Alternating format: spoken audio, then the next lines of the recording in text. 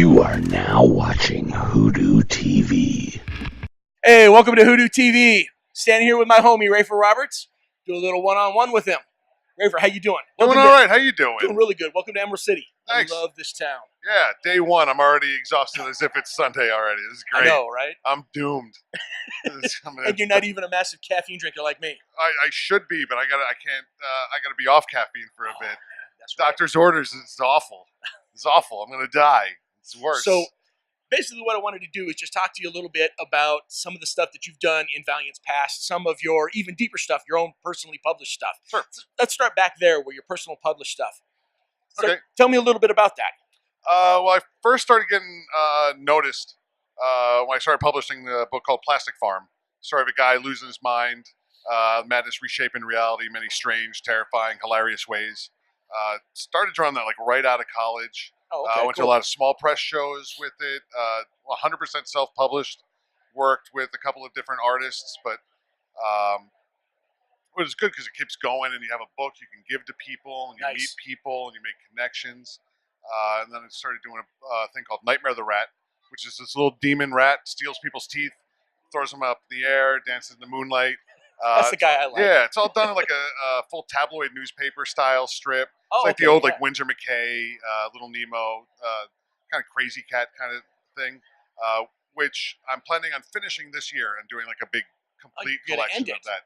Yeah, it's a complete story. You can only do so much with this. Right. Yeah. But, yeah.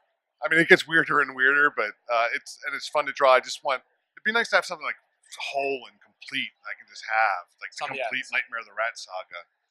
So then, tell me a little bit about your history with Valiant, how that came about. Well, Justin Jordan and I did a Thanos and Darkseid Carpool Buddies of Doom bootleg comic that the editors at Valiant saw and contacted Justin, who'd been writing Shadow Man at the time, and asked if we wanted to do some backup stories for them for like the various anniversary issues. The first one being XO 25. That's we did right. one I've page. Seen that one, yes. It's him and Shadow Man drinking at a bar. We did one for Harbinger, Archer and Armstrong, Bloodshot, and one more. I think it feels like there was a fifth, but I don't know if there was. Maybe just four. I did a solo one in XO 38 for the wedding. Tell me the process of getting latched on and then started to write Archer and Armstrong. Yeah, so I was having a lot of fun drawing these backups and working with all the editors and everybody at Valiant, and I didn't want to leave.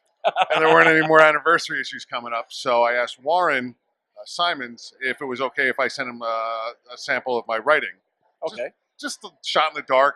He'd like it or he wouldn't like it, and wasn't expecting too much, but I wanted to take that chance because I like working for Valiant. And about 6 months later, he called me up on the phone while I was at my day job.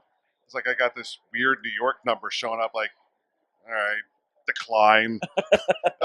How many times? How many times did you decline that? Just once, and he immediately texted me after that. Okay. He's like, all right. Oh, crap, I should have actually taken that call. And he asked if I wanted to pitch on a few things. Archer and Armstrong, Harbinger at the time also. Oh, really? Yeah, because I think Josh was finishing up on Imperium, so he was just looking for something. And in all honesty, that original pitch went nowhere. Yeah. But Archer and Armstrong just was a better fit. And a couple variations on what that first storyline was going to be. And we just clicked. It was a lot of fun. There was some back and forth trying to figure it all out, but it was just, honestly, it was pretty smooth. It was the least work I've ever done. It was a lot of fun. I think when people read that and they start to get into it, one of the funnier, sillier characters is GubGub. Yes. I know he's one of my personal favorites. Tell me how he came about. Well, GubGub is similar to the Davey the Mackerel character in a way where I designed him only to be in like one issue. Uh-huh. But like Warren and Dinesh just sort of gravitated to him and just like liked them so much. Like, I'm just going to put him in the whole book. Like the bosses like him, I'm going to put him in there. And in fairness, I liked writing the hell out of them too. Yeah. So especially when Mike Norton came on and the characterization he gave to GubGub, he was basically treated him like a puppy. Yeah. Like a toddler puppy that you just had to deal with. And working with Mike on that, it was just so much fun. That's basically it. It just comes down to it was fun. Yeah. It was a joy to work on. I would have gotten another 30 issues if they'd let us. Nice. It would have gotten way weirder. I'm down for weird. Yeah, I'm down for dark, and I'm down for weird. Like, I sent them like an idea for like a 60-issue arc, wow. knowing they would never sign off on it, but it was just in my head, so I had to write it down. Right. Maybe someday I'll show it to somebody. Talking about a little darker, Harbinger's Renegade. Now, I personally enjoyed the heck out of that book.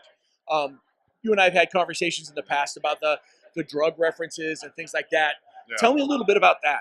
Yeah, that was a much rougher book. And as a writer, it took me to some dark places as well. I try to laugh about it, like, as you can, like the nurses working in the morgue or something. Yeah. They have that gallows humor. But yeah, it's much darker, much more serious. It's hard to say that was a fun book to work on. I had fun working on that book, but like mentally, it takes a lot out of you. Right, right. And working with Derek was amazing too. Just because when I was coming up, the whole Warren Ellis Forum was a big thing for young comic creators, and Derek drew Transmetropolitan, which is one of my favorite books of all time. So getting the chance to work with Derek, I would have written anything, honestly, if it just had if I could just work with Derek on something. So it was just so much fun, and just trading emails with him back and forth, and yeah, I mean, it was dark, but it was fun. So I think from that whole series, there's one character that's on a lot of people's mind, and that would be Alpha. Yes. Tell me a little bit about Alpha, because he's intriguing to me. Well, I can tell you about the stuff that I've written on Alpha. That is this ancient psyop. He's got these mental abilities, these soul-sucking abilities, and apparent immortality, even, in that he's just completely long-lived. And just being able to write an entire issue set in the Crusades, where it's these forces attacking the city, and just the barrage, and it was just, it's so much fun. As you get to cut loose, like, the entire issue's a battle sequence. All right, let's go for it. This is going to be awesome. This is great. And the Alpha as a character had a couple different permeations as we were developing. Alexander Solomon was about the same. Like, we had some ideas about what we were doing with him, but once it all solidified, it just became so much more fun. And writing for the Alpha, I hope one day I get a chance to write some more Alpha, or whoever gets the Alpha next, I hope has as much fun writing him as I did. Now, you did mention Solomon, and although he was in Harbinger Renegade the focal point, he didn't get a lot of book time, which really, in my mind, put a lot more mystique behind the character.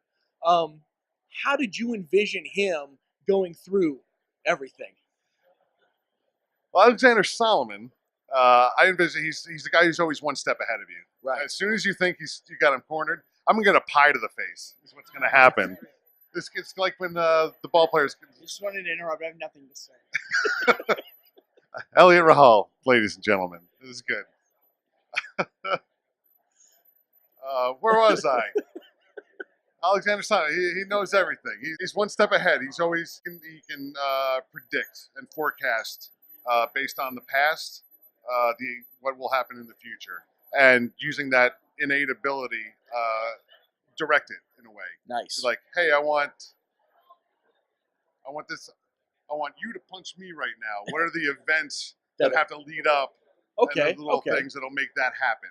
At that, I really don't want to. So he tries that. Well, no, I'm not kidding. I don't want to either. But I get what you're saying. Yeah. What do I have to do to get this event to happen? Yeah, he would have. Because then eventually I'd go to jail. Yeah, he would have somehow like untied some kid's shoelaces as they're getting on the escalator, and that would have cascaded into an event that would have. That is kind of cool. Yeah, that's how I always see him. So, what are you working on now? The next thing that will be hitting the shelves for me will be in June, coming out from Dark Horse, a book called Modern Fantasy. It's me and artist Kristen Gudsnuck from Hench Girl fame, and she's doing some stuff for Scholastic. Basically, D&D in the modern day world. If you like videos like this one, make sure you hit subscribe. Follow us on Twitter at WhoDooTV. And also, we want to thank our friends over at Outright Geekery. Check them out for everything geeky.